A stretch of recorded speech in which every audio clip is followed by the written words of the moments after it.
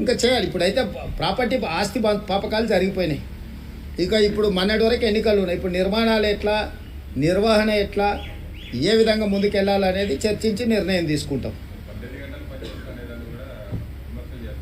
చేసుకొని ఎవని ఇష్టం అంది. ఎవడో తట్టాడు, ఎవడన్నా తల కిందికి పెట్టి చేతుల మీద నడుస్తా అన్నాడు అనుకో, నేనేం చేస్తా? ఉడకని పిచ్చి ఉంది అనుకో, ఓడన్నా అంగిప్పుకొని తిరుగుతా అన్నాడు అనుకో, అంగిప్పుకొని తిరిగితే మంచిది కాదురా, తొడుకొని తిరిగి అంటాం. లేదు ఇట్లా తిరుగుతుంటే పోరా నీ కర్మ అంటాం. 18 గంటలు నా రాష్ట్రం కోసం పనిచేస్తా అంటే ఎవరికి ఏడా నొప్పి అయింది? ఏం సమస్య? నాకు ఫామ్ హౌస్ లేవు, నాకు ఫామ్ హౌస్ ఉన్నా నాకు ఫామ్ హౌస్లో పండుకునే అలవాటు లేదు, కాబట్టి ప్రజలలో ఉంటా పని చేస్తా అంటున్నా. నేను ఎవరికైనా ఏమన్నా నొప్పి అవుతుందా?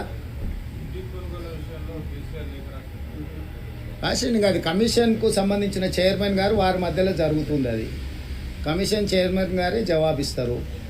విద్యుత్తు మీద విచారణ కమిషన్ మేము ప్రతిపాదించలేదు.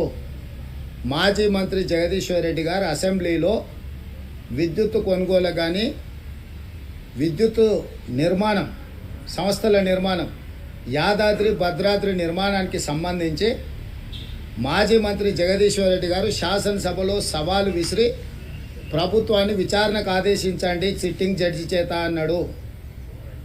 మేము తెలంగాణ రాష్ట్ర ప్రధాన న్యాయమూర్తిని సిట్టింగ్ జడ్జిని కేటాయించమంటే సిట్టింగ్ జడ్జిలను కేటాయించే పరిస్థితి లేదు, రిటైర్డ్ జడ్జిలతో మీరు వేసుకోవచ్చు అని అనుమతి ఇచ్చారు. రిటైర్డ్ జడ్జిలతో మేము ఇచ్చినాము.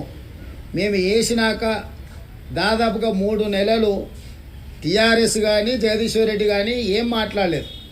ఎప్పుడైతే కేసీఆర్ గారిని వచ్చి వివరణ ఇవ్వు అని లేఖ రాసిండో ఆ తర్వాత ఇప్పుడు ఆరోపణలు చేయడం మొదలుపెట్టిండ్రు. ఇప్పుడు నేను మీ ద్వారా చంద్రశేఖరరావు గారిని జగదీశ్వర్ రెడ్డిని అడుగుతున్నా, అసలు ఈ విచారణ కమిషన్ వేయడం తప్పంటుండ్రా? విచారణ కమిషన్కు వచ్చి చంద్రశేఖరరావు గారిని వివరించడం అని అడిగినందుకు తప్పు పడుతుండ్రా? లేకపోతే జస్టిస్ నరసింహారెడ్డి గారు దీనికి బాధ్యత వహిస్తున్నారనే దాన్ని తప్పుపడుతుండ్రా? వాళ్ళ మాటల్లోనే వ్యత్యాసం ఉన్నది. వాళ్ళకే సమన్వయం లేదు. వాళ్ళు దేనికోసం కొట్లాడుతున్నారో ఏం మాట్లాడుతున్నారో వాళ్ళకే తెలవడం లేదు. ఇప్పుడు మేము వేయలే, వాళ్ళు అడిగి వేయించుకున్నారు. వాళ్ళు డిమాండ్ చేస్తే మేము వేసినాం. ఇప్పుడు నిజంగానే ఒక ఆయన శ్రీరామచంద్రుడు, ఇంకొక ఆయన సత్యహరిచంద్రుడు అని నిరూపించుకోవడానికి అవకాశం వచ్చింది. నిరూపించుకుంటే అయిపోయాయి కదా. దీనికింత రాద్ధాంతం ఎందుకు? ఇప్పుడు జస్టిస్ నరసింహారెడ్డి గారు లోపాలేమని ఉంటే కేసీఆర్ గారు అక్కడికి వెళ్ళి అద్భుతమైన వాదనని వినిపించుకునే అవకాశం వచ్చింది.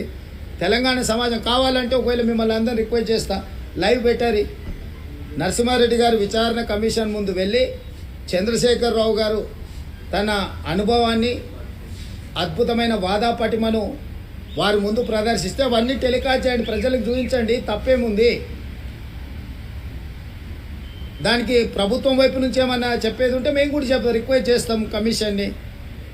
వారు వచ్చి వివరణ లైవ్ టెలికాస్ట్కి అనుమతి ఇవ్వండి అని కమిషన్ని ప్రభుత్వం కూడా రిక్వెస్ట్ చేస్తుంది.